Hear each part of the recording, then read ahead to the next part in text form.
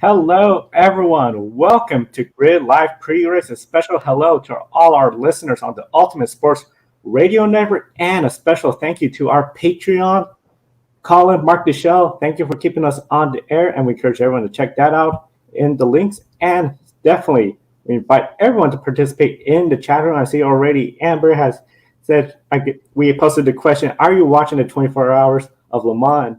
She's watching on Josh. Josh, of course, calling the race right now. With me today, Kobe Lamets from the Podium Finish, Ben Schneider, and Adam Lemeries. Definitely a very exciting day of racing. We're going to get started because it's just two oval races during the next 2 days.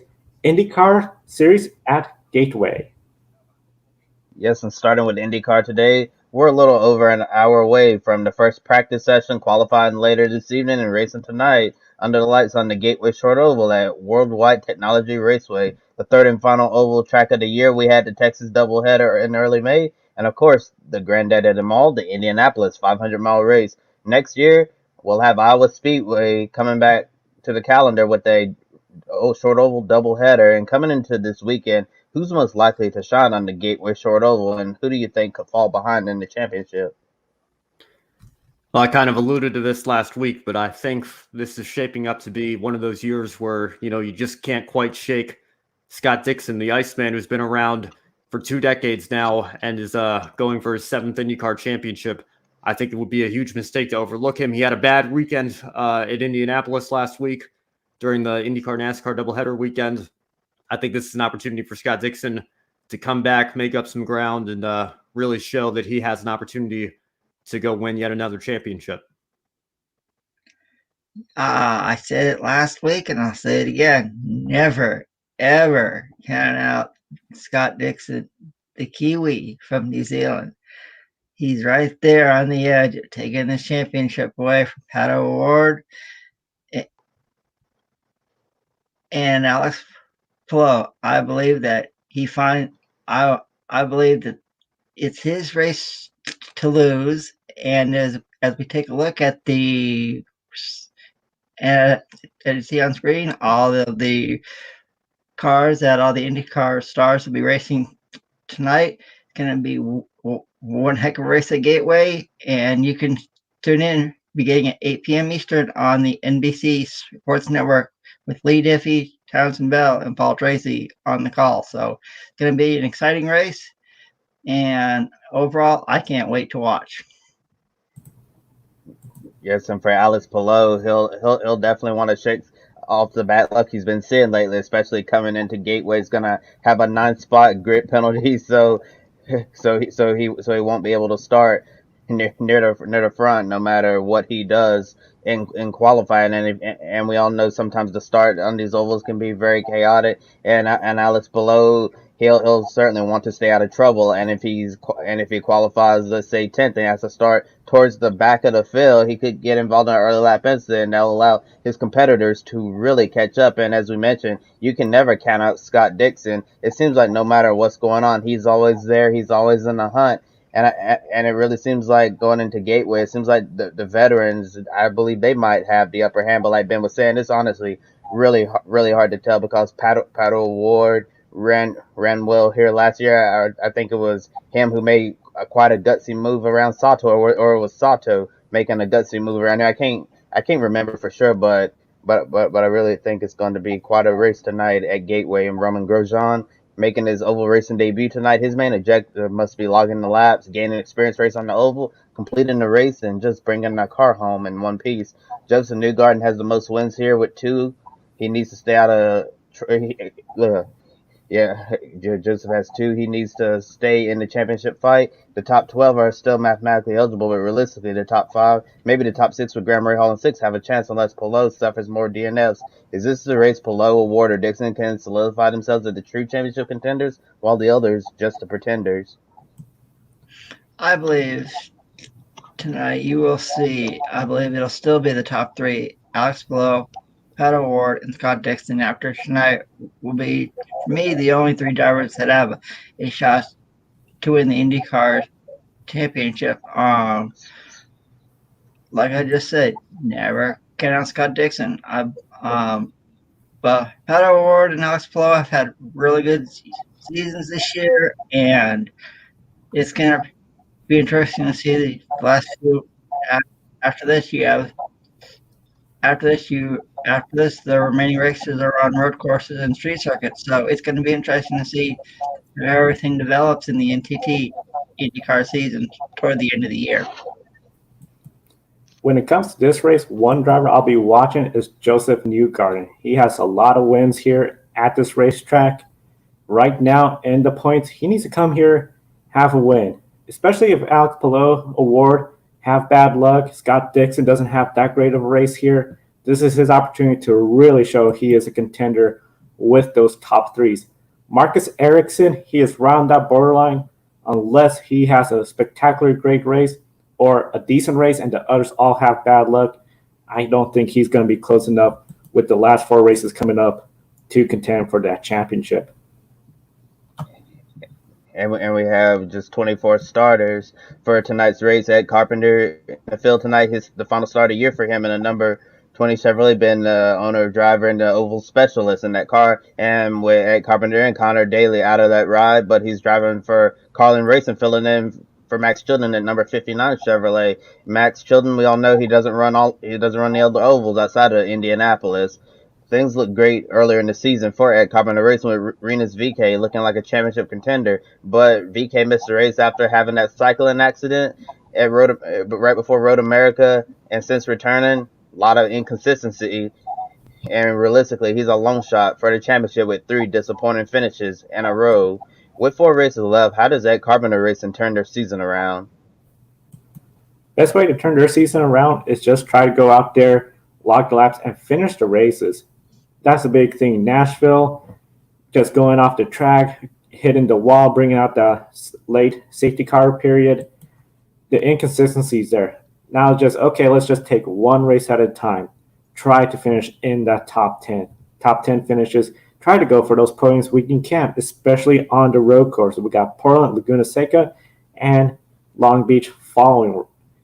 3 great races there. That could really set you up for a lot of positive momentum for 2022.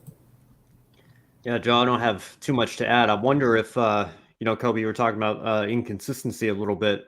We know Ed Carpenter started out driving the full season early in his career, then realized he was best on ovals. That's what he focuses on as an owner driver, and brings in a lot of times younger drivers or drivers who only want to do the road courses to run the road and street races.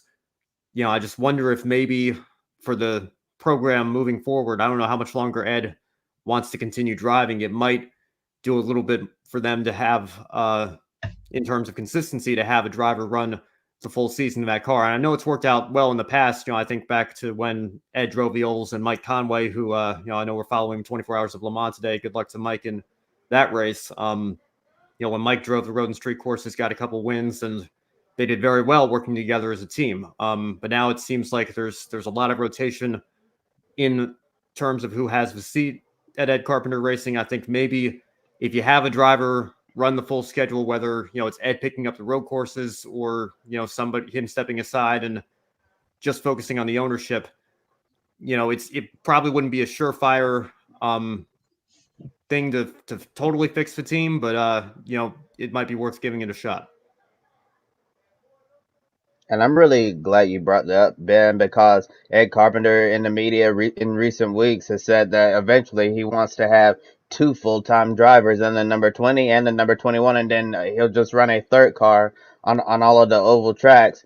And I think that would be a great thing for Ed Carpenter Racing. Allow 2 drivers to contend for the championship while Ed can still have his fun racing on the ovals in a third entry. And there's a lot of young drivers out there, and actually in the rumor mill, they've been saying that Nico Hulkenberg, I remember last year they said Hulkenberg was in talks with Ed Carpenter Racing for a potential seat on the road and street courses. Maybe that has potential, and Ed has been known to be giving young American drivers opportunities in IndyCar, kind of like what Connor Daly has been saying now. Connor's had a few good runs, but he's been largely inconsistent for the most part.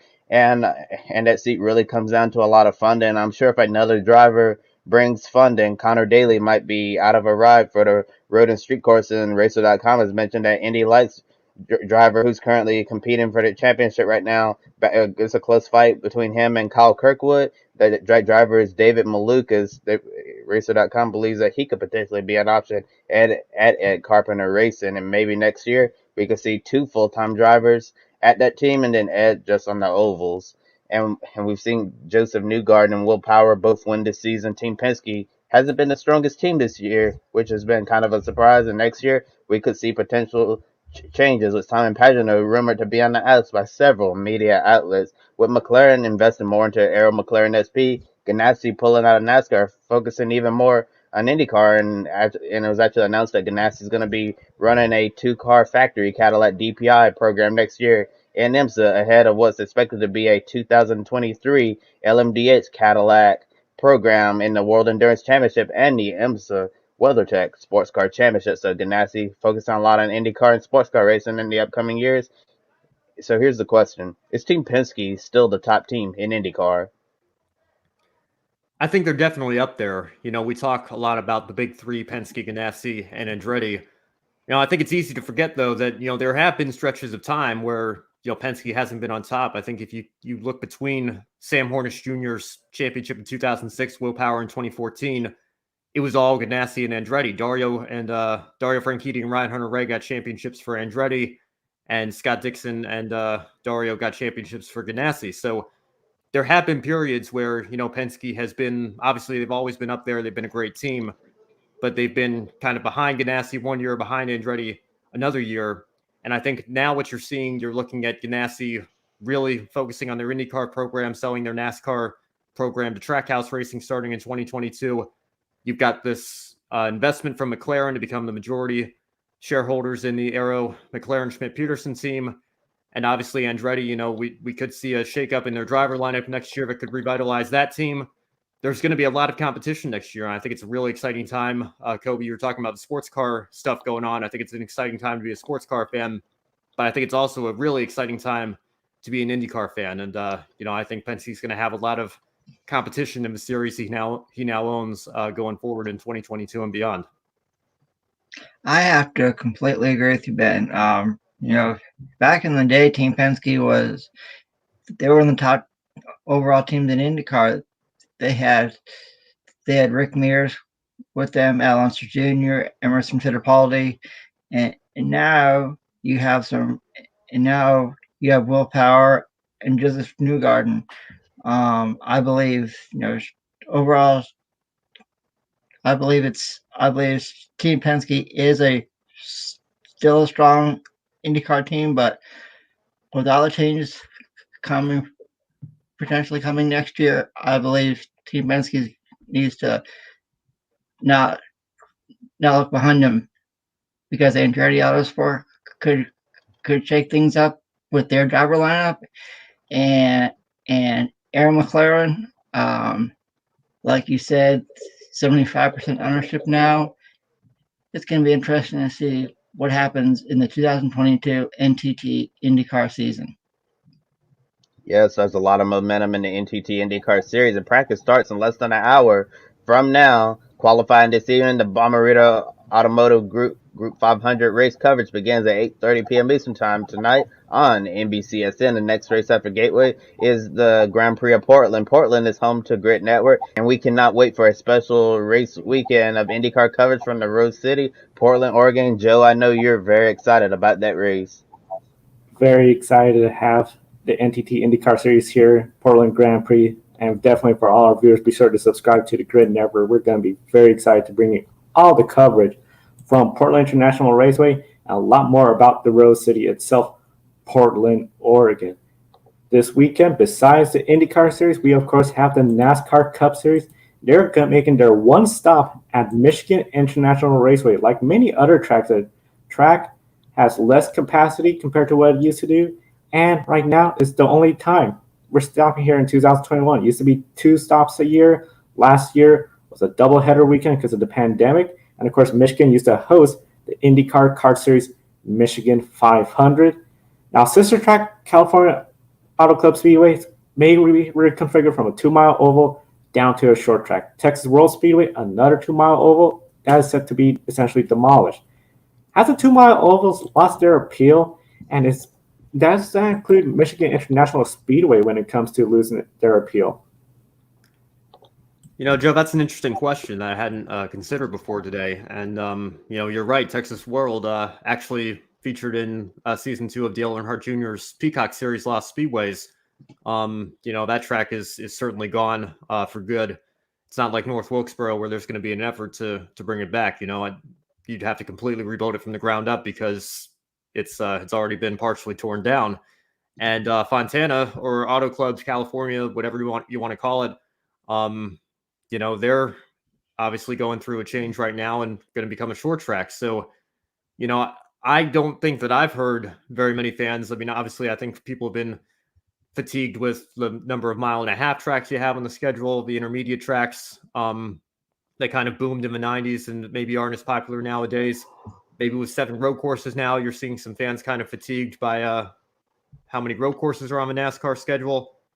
But I don't know. It's interesting because I don't feel like I've heard a lot of people saying, the 2-mile track races are boring. I think if anything on the IndyCar side, there's been a push to get back to Michigan, to get back to, before the news that it was being converted to a short track, get back to Fontana.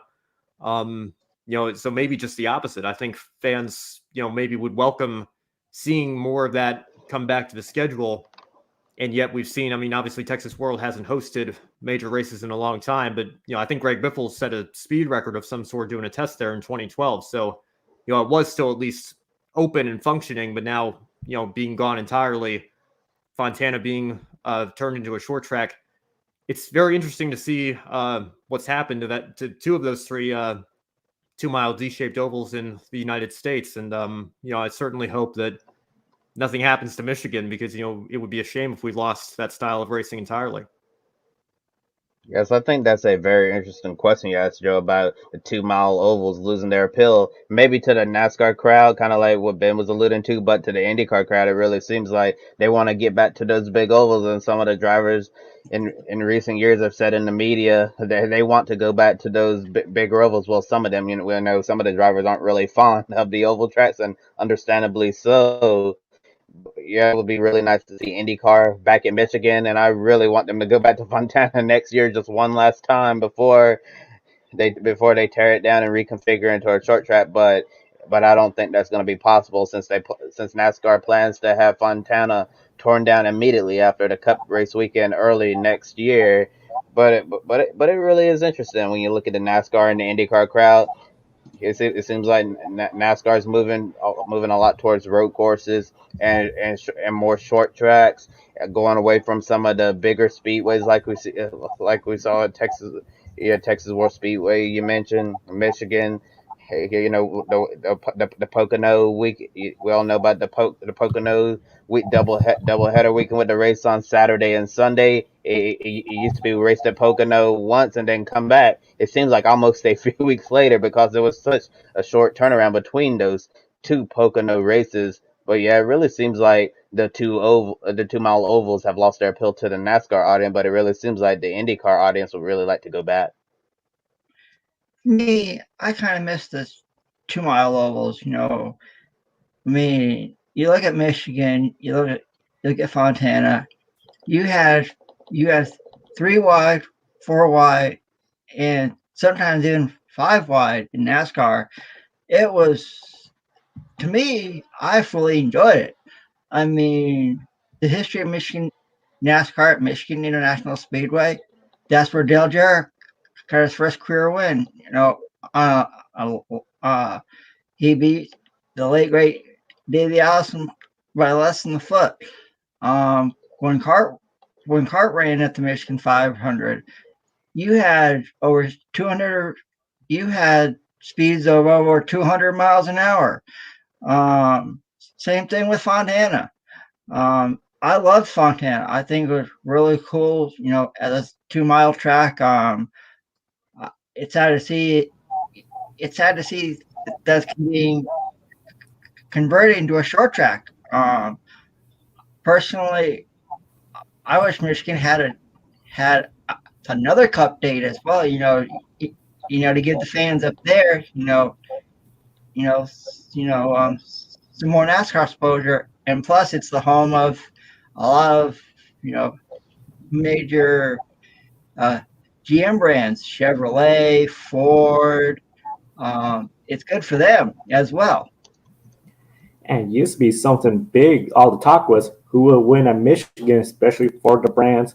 Now, one of the big things you bring up, the different style of racing in Michigan, besides the wide amount of grooves we had there, 3, 4 wide, we had a lot of long runs. And a lot of times, fuel mileage races. And I think sometimes fans sort of forget how exciting those fuel mileage races do become towards the end.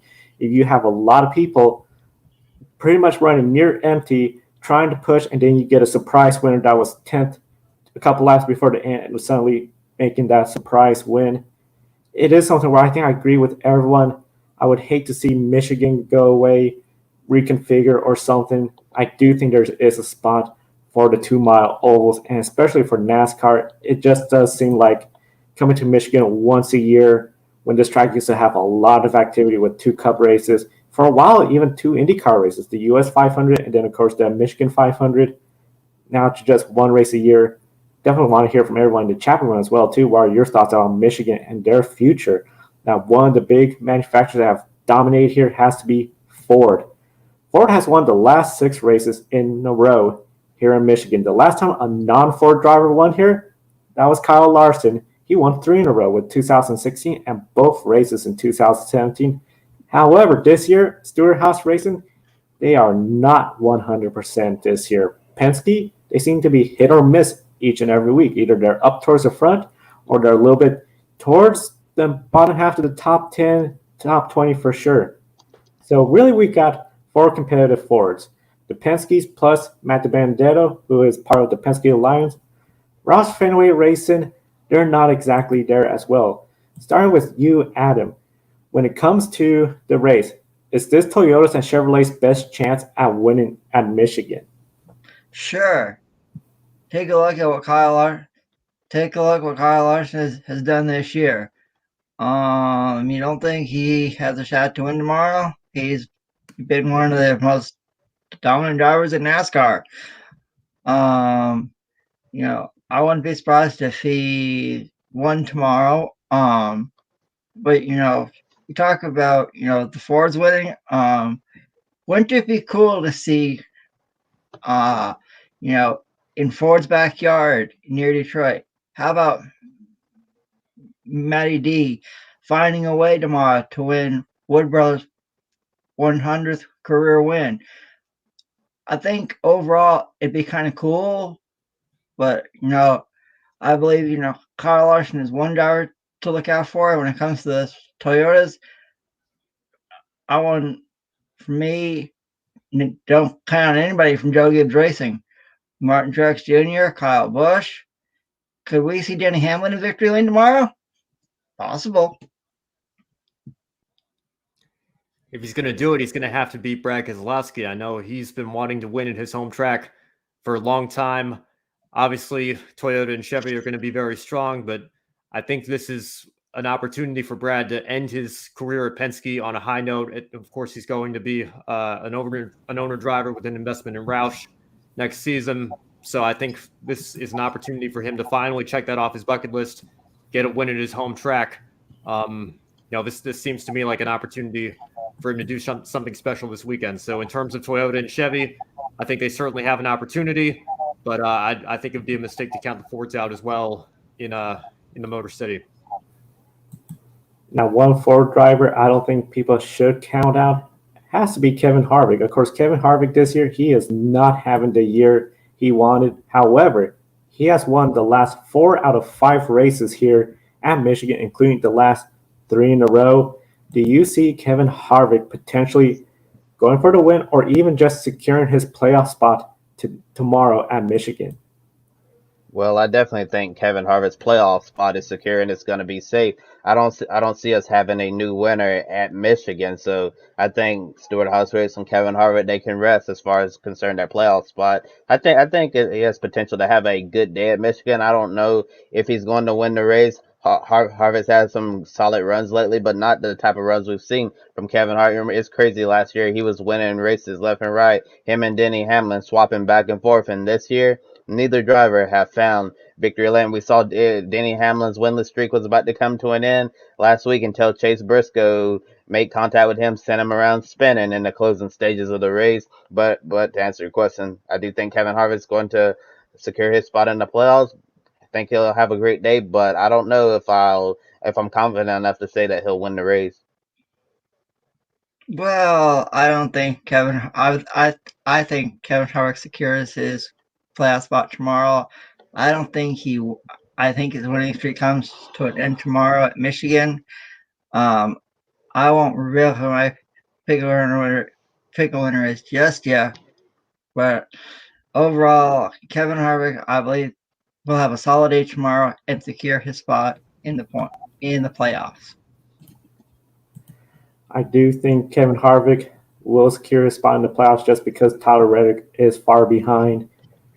Especially if Tyler Reddick has a bad race, Kevin Harvick, top 10 finish, and that could secure a spot. And I do see we do have a question from the chatter from Amber. Did Briscoe get a penalty? Now, Kobe, I know this was a big story from last week about the radio communication and dumping Denny Hamlin. What can you tell us about Chase Briscoe? Oh yes, Chase Briscoe received a penalty on that final restart when he went around in the grass and took the lead.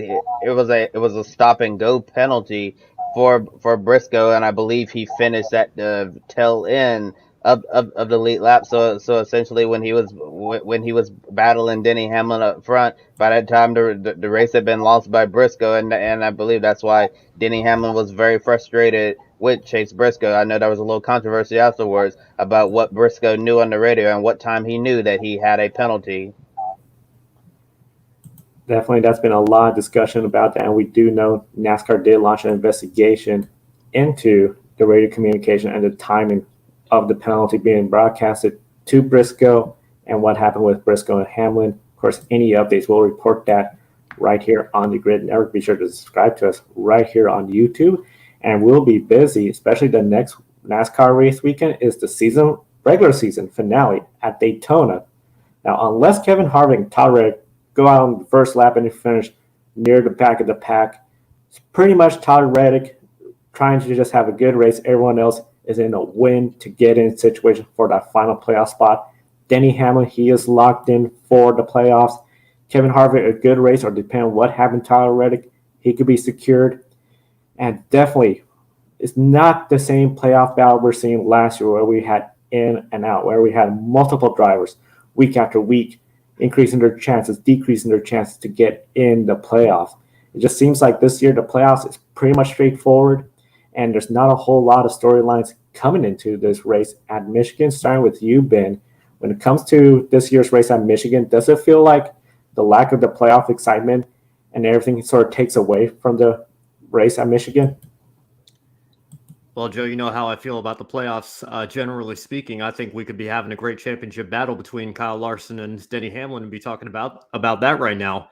But it's all going to be virtually erased in just a couple of weeks. So I think to answer your question, yes, I think there is a little bit of fatigue from the regular season. I think everybody's gearing up, getting ready for the playoffs now.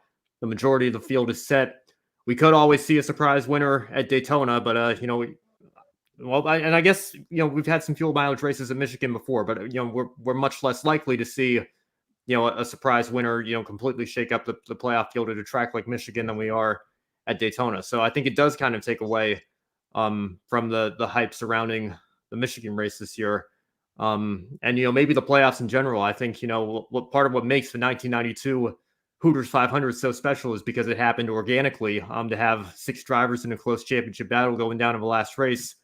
When you guarantee that outcome every year, I think it kind of becomes more stale because we expect the outcome to be the same every year because it is the same every year. We know we're going to have 4 drivers going down to the final championship race at Phoenix. So I think, when it comes to the playoffs this year, I don't know. Something's just not. I'm just not feeling it as much as I used to, and I think this Michigan race is certainly part of that. And the thing that's really what people are really going to be looking at heading into Daytona, since I'll be shocked if we get a new winner at Michigan. Well, maybe it'll be Denny Hamlin, but that won't really be a surprise since he's locked into the playoffs regardless. But the major story is going to be like which RCR car gets into the playoffs, and that's it. Tyler Reddick or Austin Dillon. I remember last year when Joe and I were on here, we played the game NASCAR in or out because of the point situation. There were multiple drivers who could get into the playoffs and multiple drivers who could get knocked out. And this year we can't really play NASCAR in and out because there's really only one right now who can be knocked out of playoffs and be Tyler Reddick or Austin Dillon. But it does set up for a chaotic race at Daytona, especially coming to Daytona since Joey Logano had that scurry flip at Talladega. They made some changes to the aero package, less horsepower. I believe they took the wicker bill off of the spoilers, and we don't have no idea what the racing is going to be like at Daytona. But I still think it's going to be chaotic, and we very well could have someone not named Austin Dillon or Tyler Reddick still that final spot in the playoffs. Steal that final spot with a win in the playoffs. Of course, we saw what happened the last lap of this year's Daytona 500 where Michael McDowell went from essentially not really contending for a win to all of a sudden he's leading the race, entering turn 3 because of the two Penske teammates taking out each other. So definitely a lot can happen in Daytona. But I do agree, and especially with the stages this year at Michigan, sort of prevents a fuel mile strategy unless we were to some reason go caution free. But even then, with about 45 to 50 laps on a fuel run, unlikely we'll see a fuel mileage race unless we just get a caution early on in that third stage. NASCAR Cup Series race at Michigan tomorrow, 3 p.m. Eastern on NBCSN. Will be on the air approximately 90 minutes after the race. But before we go off the air at it, it is now time for Pick a Winner. That's right, Joe. And if we take a look at the updated leaderboard to your over here, you see Joe is first with 22. Kobe and I are tied for second. Matt White is fourth. Ben Schneider is fifth. And last week we got a shake up in the standings. Alex on Twitter got on the lead. He's now on the leaderboard. And our colleague Josh, he got willpower right to win the IndyCar race at the IMS road course. So use the hashtag social media. Use the hashtag Pick a Winner on social media, and if your first guess is right, you get double points. So now it's time to make our picks. First up, the IndyCar race at Gateway. I'll start with you, Ben. Who takes the checkered flag tonight under the St. Louis Arch? Well, I think I've been hitting at it the last couple of shows. There's just something about Scott Dixon that makes me feel good tonight. I think tonight is the night that he ties Mario Andretti for second all-time on the American Open Wheel Racing wins list of 52. I'm picking Scott Dixon to get the win tonight at Gateway. I'm also thinking it's going to be a great night for the veteran drivers, and that's why I'm joining you, Ben. Scott Dixon, I think this is his race. He's going to close the gap to Alex Palou in the championship, and the fight is going to be on because the Iceman is going for number 7. I'm in agreement with my colleagues. Scott Dixon takes the win at Gateway and is now a serious contender to win this IndyCar championship. I'm going to be the odd man out. I'm going with Joseph Newgarden, the Team Penske Chevrolet. I think he's going to get his second win of the season and put himself to make it a 4-way battle for the championship. And now we make our picks for the Cup race at Michigan tomorrow afternoon. I'll start with you, Ben. Who claims the checkered flag in the Irish Hills? Well, Kyle Larson did it 3 times in a row driving for Chip Ganassi Racing. Now he's with Hendrick Motorsports, and we're seeing what he's truly been capable of this year. It's hard for me to pick against him. I'm going to go with Kyle Larson, the number 5 Hendrick Motorsports Chevrolet, to get yet another win on this 2021 season. It seems like it's really hard to bet against Kyle Larson nowadays, but I'm actually not going to pick Kyle Larson. I think we're going to see another Ford in victory lane. It's not going to be Kevin Harvick. I think it's going to be the driver to number 22, Team Penske Ford Mustang. Joey Logano is going to get it done in Michigan. For me, I'm going with a first-time winner this year, because I'm going with the number 21 with Matt Benedetto taking the checkered flag. And we have a comment from Amber in the chat room. She likes having Pagano in the IndyCar race and Denny Hamlin in the Cup race tomorrow at Michigan. So thanks a lot, Amber, for your comment. I think this is going to be no surprise to everybody because I've just been doing this just about every NASCAR race weekend. I'm going with Kyle Larson to win the race. I mean, he's the last Chevy driver to win at Michigan. Doesn't seem like that far of a pick. So Kyle Larson, my pick for Michigan. I guess, Joe, we can probably expect you to pick Kyle Larson for every race for the final 12 races of the season because I assume you're going to be right several times. Quite possibly. I mean, if Kyle Larson decided to do an IndyCar race, maybe I'll pick him, especially if he does the Indy 500s. Rumors about that starting back up again now, so we'll see. It's called. It ain't gonna happen tomorrow, guys. It's gonna be my pick. Matty D claiming the Wood Brothers 100th career victory. It's in Ford's backyard, so why not? That would be a heck of a story. Thank you. Yeah, that'll definitely be a great story. Unfortunately, we're out of time for today, and want to remind all of our viewers, please like and subscribe to GRIDnet. We're here on YouTube. Follow us on Twitter, Facebook, Instagram, TikTok. We're all over social media. Pablos has dog leashes, clothing, and accessories for dogs of all sizes. 10% of your purchase goes towards helping homeless, sick, and rescue dogs. Check out Public.com, the stock market social media home. Our referral code provides you $5 to kick off your investment adventure. Public.com also allows you to connect with your friends. You can make new friends and learn how to properly invest in the stock market. At the moment, if you aren't watching here stateside, we encourage you to head over to Motor Trend On Demand to watch the 89th running of the 24 Hours of Le Mans. In the comments below, be sure to tell us who you think will win the 24 Hours of Le Mans overall. Tomorrow, we'll be back on the air, as Joe mentioned, 90 minutes after the NASCAR Cup Series race at Michigan. For Joe Samaniego, Ben Snyder, and Adam Lemrich, I'm Kobe Lambert from the Podium Finish. Thank you all for watching and enjoy the races. Don't be an anonymous investor. Join the stock market social media platform, Public.com. Invest any amount of money and share with friends and new friends. Discover new opportunities, such as new companies and potential business partners, and useful tools for beginners, and share your experience with friends on Public.com. Link in the video description gets you $5 for being a Grid Network viewer. Use the referral code GRIDnet for your free $5 to invest. Start investing and networking on Public.com.